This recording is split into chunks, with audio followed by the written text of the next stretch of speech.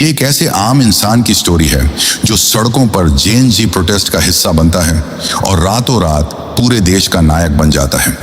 एक underground wrapper से लेकर देश के प्राइम मिनिस्टर बनने तक का सफर। बालन शाह ने पावर में आते ही कुछ ऐसा कर दिया जिसने पुराने पॉलिटिशियंस की नींदें उड़ा दी और वह पब्लिक के दिलों पर राज करने लगा। जब देश का सिस्टम पूरी तरह करप्ट हो चुका था और यूथ सड़कों पर खून बहा रहा था, तब इसी 35 साल के सिविल इंजीनियर ने पूरे पॉलिटिकल सिस्टम को घुटनों पर ला दिया। इस स्टोरी में आपको पॉलिटिक्स का वो डार्क साइड और रेवोल्यूशन का वो सच दिखेगा जो आपने कभी इमेजिन भी नहीं किया होगा। कुर्सी की पेटी बांध लीजिए, क्योंकि बालन शाह के रेवोल्यूशन की ये स्टोरी आपको आखिर तक इंगेज करके रखेगी।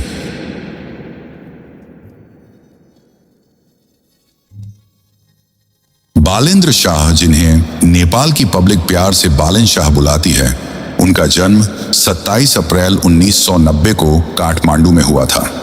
एक बेहद ही मिडिल क्लास फैमिली से आने वाले बालन के पिता राम नारायण शाह एक आयुर्वेद प्रैक्टिशनर हैं और उनकी मां ध्रुवदेवी शाह एक हाउसवाइफ हैं। बचपन से ही बालन के अंदर कुछ अलग करने की आग थी। उन्हें म्यूजिक और पोएट्री का गहरा शौक था, लेकिन उन्होंने अपनी एजुकेशन के साथ कभी कॉम्प्रोमाइज नहीं किया। बालन ने हिमालयन व्हाइट हाउस कॉलेज से सिविल इंजीनियरिंग की डिग्री ली और उसके बाद इंडिया के नागपुर में मौजूद VNIT से स्ट्रक्चरल इंजीनियरिंग में मास्टर डिग्री हासिल की। 2018 में उन्होंने सबीना काफले से शादी की और एक फैमिली मैन बन गए। लेकिन बालन के अंदर एक और इंसान छिपा था और वो था एक अंडरग्राउंड रैपर।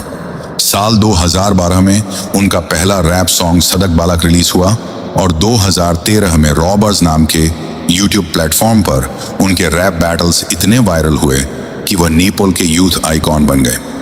उनके गानों के लिरिक्स में सिस्टम का करप्शन और आम इंसान का दर्द साफ झलकता था। वो अक्सर अपने गानों में कहते थे कि रेवोल्यूशन इज कॉन्शियसनेस, यानी क्रांति एक चेतना है। लेकिन बालन को जल्द ही समझ आ गया कि सिर्फ स्टेज पर गाने से सिस्टम चेंज नहीं होता। अगर कीचड़ साफ करना है तो खुद कीचड़ में उतरना पड़ेगा।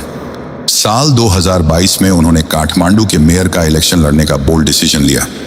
बिना किसी पॉलिटिकल पार्टी के सपोर्ट के एक इंडिपेंडेंट कैंडिडेट के तौर पर इलेक्शन लड़ना किसी पागलपन से कम नहीं था। पुराने मजे हुए पॉलिटिशियंस ने उनका बहुत मजाक उड़ा या और कहा कि यह लड़का तो राई का पहाड़ बना रहा है, इसे पॉलिटिक्स का पी भी नहीं आता। लेकिन जब वोटिंग के रिजल्ट्स आए तो उन पुराने नेताओं को मुंह की खानी पड़ी। बालन ने 38% से ज्यादा वोट्स हासिल करके सबको शॉक कर दिया और काठमांडू के 15वें मेयर बन गए। मेयर बनते ही बालन ने अपना एक्शन अवतार दुनिया को दिखा दिया। उन्होंने इलीगल स्ट्रक्चर्स पर बुलडोजर चलवाना शुरू कर दिया और लैंड माफिया की धज्जियां उड़ा दी। बालन का काम करने का स्टाइल इतना एग्रेसिव और ट्रांसपेरेंट था कि टाइम मैगजीन ने 2023 में उन्हें टॉप 100 इमर्जिंग लीडर्स की लिस्ट में सिलेक्ट कर लिया। लेकिन पब्लिक को नहीं पता था कि यह तो बस एक ट्रेलर है और असली पॉलिटिकल अर्थक्वेक तो अभी आना बाकी है। मेयर की कुर्सी पर बैठते ही बालन शाह का सबसे डेयरिंग और शॉक करने वाला एक्शन था जय नेपाल सिनेमा हॉल के नीचे सालों से दबी हुई टुकुचा नदी को बाहर निकालना। सालों से करप्ट पॉलिटिशियंस और लैंड माफिया ने इस ऐतिहासिक नदी को जमीन के 15 फीट नीचे एक ब्रिक डोम टनल में दबाकर उस पर बड़ी बड़ी कमर्शियल बिल्डिंग्स और मॉल्स तान दिए थे। बालन ने बिना किसी प्रेशर की परवाह किए सीधा बुलडोजर मंगवाया और उस नदी को वापस दुनिया के सामने ला खड़ा किया। जब अमीर बिजनेसमैन और पावर वाले लोगों ने इसका विरोध किया तो बालन ने डंके की चोट पर कहा कि रूल सबके लिए बराबर है। इसके बाद जब बालन ने सरकारी जमीन और नदियों के किनारे पर इलीगल कब्जा करने वाले लैंडलेस स्क्वाटर्स को हटाना चाहा, तो फेडरल गवर्नमेंट ने उनका सपोर्ट करने से साफ इनकार कर दिया। यहीं से बालन शाह और सेंट्रल गवर्नमेंट के बीच एक भयंकर क्लैश की शुरुआत हुई। बालन कोई आम पॉलिटिशियंस की तरह दबने वाले इंसान नहीं थे। उन्होंने ईंट का जवाब पत्थर से देते हुए सीधा सिंगा दुर्बार का कूड़ा उठवाना ही बंद करवा दिया। सिंगा दुर्बार वो जगह है जहां प्राइम मिनिस्टर ऑफिस और देश की तमाम बड़ी मिनिस्ट्रीज मौजूद हैं। बालन ने फेसबुक पर 14 रीजंस की एक लंबी लिस्ट पोस्ट कर दी कि आखिर क्यों वह सेंट्रल गवर्नमेंट का कूड़ा साफ नहीं करेंगे। उनका यह बोल्ड स्टेप पूरे नेपाल में आग की तरह फैल गया। उन्होंने अपने ऑफिस में ग्रेटर नेपाल का मैप लगा लिया जो उनके स्ट्रॉन्ग नेशनलिज्म को रिप्रेजेंट करता था। जब पुराने पॉलिटिशियंस ने उन पर प्रेशर बनाने की कोशिश की तो बालन ने सोशल मीडिया पर ओपन चैलेंज दे दिया कि तुम सब मिलकर भी मेरा कुछ नहीं बिगाड़ सकते। ये पोस्ट सिर्फ 22 मिनट में इंटरनेट पर वायरल हो गया और इस पर 34,000 से ज्यादा रिएक्शंस आ गए। देश का यूथ अब बालन में अपना अल्टीमेट हीरो देख रहा था। पॉलिटिशियंस को लगा कि वो इस मेयर को आसानी से दबा देंगे, लेकिन उन्हें जरा भी अंदाजा नहीं था कि देश में जल्द ही एक ऐसा भूचाल आने वाला है जो इस पूरे करप्ट सिस्टम को जड़ से उखाड़ फेंकेगा और बालन को देश के सबसे ऊंचे तख्त पर बैठा देगा। नेपाल की पुरानी गवर्नमेंट करप्शन में पूरी तरह से डूब चुकी थी। देश का यूथ अनएम्प्लॉयमेंट के कारण फ्रस्ट्रेटेड था और काम की तलाश में मिडिल ईस्ट जाने को मजबूर था। जब यूथ ने सोशल मीडिया पर सरकार की पोल खोलनी शुरू की तो तत्कालीन पीएम केपी शर्मा ओली की सरकार ने डर के मारे 4 सितंबर 2025 को फेसबुक, व्हाट्सएप और यूट्यूब जैसी 26 सोशल मीडिया वेबसाइट्स को पूरी तरह से ब्लॉक कर दिया। सरकार की यह हरकत आग में घी डालने जैसी साबित हुई। इंटरनेट बैन होते ही पूरे नेपाल का जेएनजी अपना गुस्सा जाहिर करने के लिए सड़कों पर उतर आया। 8 सितंबर 2025 का वो दिन नेपाल के हिस्ट्री का सबसे खौफनाक और काला दिन बन गया। लाखों स्टूडेंट्स और यूथ स्कूल यूनिफॉर्म्स पहने काठमांडू के मेतिगर मंडाला पर प्रोटेस्ट करने जमा हो गए। पुलिस ने शांति से प्रोटेस्ट कर रहे यूथ पर वाटर कैनन्स और टीयर गैस का इस्तेमाल किया, लेकिन जब पब्लिक पार्लियामेंट की तरफ बढ़ने लगी तो पुलिस ने लाइव अम्यूनिशन यानी असली गोलियां चला दी। सड़कों पर कोहराम मच गया। पुलिस ने सिविल सर्विस हॉस्पिटल के अंदर भी टीयर गैस छोड़ दी, जहां घायल स्टूडेंट्स का इलाज चल रहा था। इस ब्रुटैलिटी ने पूरे देश को हिलाकर रख दिया। 9 सितंबर को गुस्से में पागल भीड़ ने कई पॉलिटिशियंस के घरों को आग के हवाले कर दिया। पूर्व पीएम केपी शर्मा ओली के बलकौट वाले घर पर भी हमला हुआ। हालात इतने आउट ऑफ कंट्रोल हो गए कि सेंट्रल जेल सुंदरा से 3,513 खूंखार कैदी भाग निकले। इन 2 दिनों की हिंसा में 76 मासूम लोगों की जान चली गई, जिनमें 22 प्रोटेस्टर्स शामिल थे और 2,000 से ज्यादा लोग बुरी तरह घायल हो गए। सड़कों पर बहता खून देखकर 9 सितंबर 2025 को पीएम केपी शर्मा ओली को अपनी कुर्सी छोड़कर रिजाइन करना पड़ा। पूरी सरकार गिर चुकी थी, देश में एनर्की फैल चुकी थी और आर्मी को सिक्योरिटी की कमान संभालनी पड़ी। यह एक ऐसा रेवोल्यूशन था जिसने पुराने सिस्टम की धज्जियां उड़ा दी थी। सरकार गिरने के बाद देश में पावर वैक्यूम बन गया था।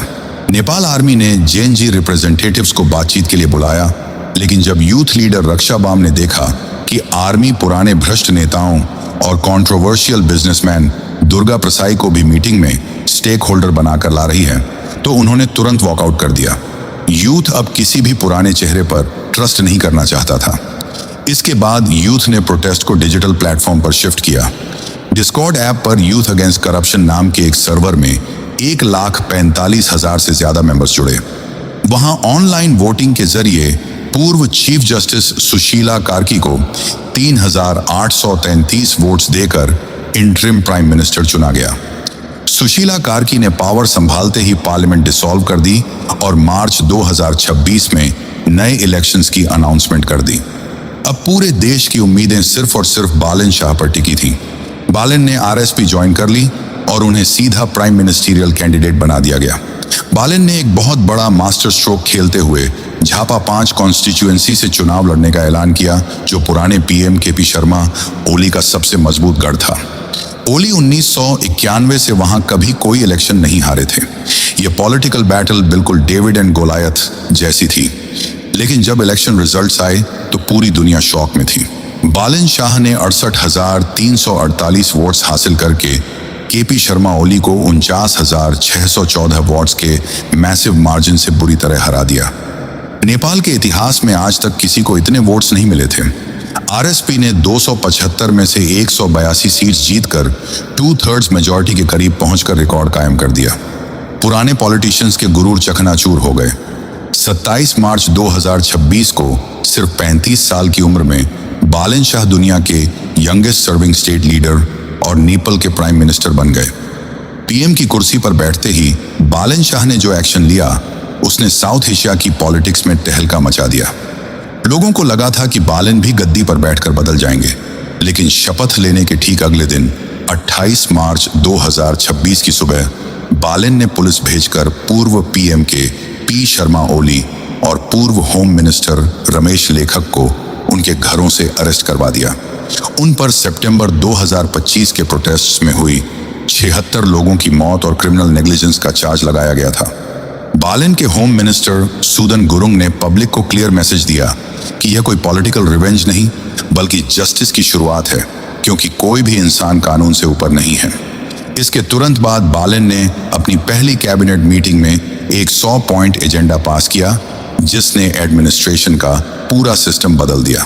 सबसे बड़ा सर्जिकल स्ट्राइक एजुकेशन सेक्टर पर किया गया। बालिन जानते थे कि पॉलिटिशियंस हमेशा यूनिवर्सिटीज का इस्तेमाल अपने वोट बैंक के लिए करते हैं, इसलिए उन्होंने स्कूल और कॉलेज लेवल पर पॉलिटिकल स्टूडेंट यूनियंस को हमेशा के लिए बैन कर दिया।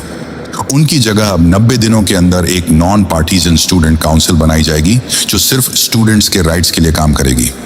बच्चों पर से पढ़ाई का मेंटल प्रेशर कम करने के लिए क्लास 5 तक के सभी इंटरनल एग्जाम्स को पूरी तरह से कैंसिल कर दिया गया।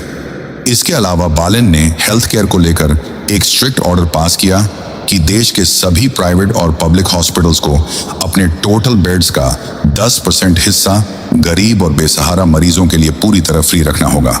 जो हॉस्पिटल ये रूल फॉलो नहीं करेगा, उसका लाइसेंस तुरंत कैंसिल कर दिया जाएगा। बालिन सरकार ने फेडरल मिनिस्ट्रीज की गिनती घटाकर सिर्फ 17 कर दी, ताकि पब्लिक का पैसा बचाया जा सके। ये फैसले इतने फास्ट और इफेक्टिव थे कि पब्लिक को पहली बार लगा कि उनके वोट से सच में कोई रेवोल्यूशन आया है। बालिन शाह का यह विजन सिर्फ एजुकेशन या पॉलिटिक्स तक लिमिटेड नहीं था, बल्कि विमेन सेफ्टी और यूथ एम्प्लॉयमेंट में भी उन्होंने ग्राउंड लेवल पर बड़े चेंजेस किए। महिलाओं की सेफ्टी के लिए बालिन सरकार ने 7 प्रोविंसेस में ब्लू बस सर्विस शुरू करने का शानदार डिसीजन लिया। पहले 100 दिनों के अंदर ही 25 एडवांस सेफ्टी फीचर्स वाली ब्लू बसेस सड़कों पर उतार दी गईं, जिनमें महिलाएं सेफली और टेंशन फ्री ट्रैवल कर सकती हैं। यूथ के फ्यूचर के लिए भी बालिन ने 1.2 मिलियन जॉब्स क्रिएट करने का मेगा टारगेट रखा। बालिन चाहते थे कि नेपाल के यूथ को एम्प्लॉयमेंट के लिए मिडिल ईस्ट ना जाना पड़े और नेपाल को एक ग्लोबल आईटी एक्सपोर्ट हब बनाया जा सके। सिस्टम से हेवी करप्शन को खत्म करने के लिए बालिन शाह ने 1991 से लेकर अब तक के सभी करप्ट पॉलिटिशियंस की प्रॉपर्टी की डिटेल इन्वेस्टिगेशन के लिए एक हाई लेवल कमेटी फॉर्म कर दी। इससे सालों से मलाई खा रहे वीआईपी कल्चर वालों में खौफ का माहौल पैदा हो गया। बालिन ने सिविल सर्वेंट्स और टीचर्स के किसी भी पॉलिटिकल पार्टी से जुड़ने पर स्ट्रिक्ट बैन लगा दिया, ताकि सरकारी काम बिना किसी बायस के हो सके। एक सिविल इंजीनियर और अंडरग्राउंड रैपर ने अपने कॉन्फिडेंस से साबित कर दिया कि अगर नीयत साफ हो तो एक अकेला इंसान भी पूरे सिस्टम की सफाई कर सकता है। बालिन शाह आज नेपाल के यूथ के लिए सिर्फ एक पॉलिटिशियन नहीं, बल्कि एक असल जिंदगी के नायक बन चुके हैं। उन्होंने अपनी हिम्मत और पागलपन से एक नया गोल्डन हिस्ट्री लिख दिया है, जिसने पूरी दुनिया को यूथ पावर की असली ताकत दिखा दी है। तो दोस्तों, यह थी नेपाल के 35 साल के पीएम बालिन शाह की एक रैपर से लेकर देश के सबसे बड़े नायक बनने तक की कंप्लीट स्टोरी। उनके बोल्ड डिसीजंस और सिस्टम को क्लीन करने के एग्रेसिव एटीट्यूड ने साबित कर दिया है कि जेन जी की यूनिटी के आगे कोई भी करप्ट पॉलिटिशियन टिक नहीं सकता। बालिन शाह का कौन सा रूल या एक्शन आपको सबसे ज्यादा स्ट्रॉन्ग और पब्लिक फ्रेंडली लगा?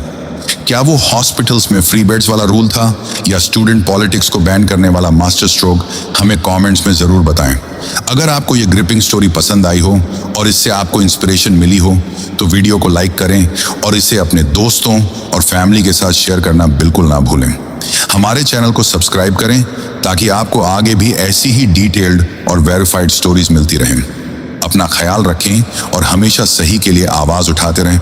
मिलते हैं आपसे अगले वीडियो में एक नई स्टोरी के साथ।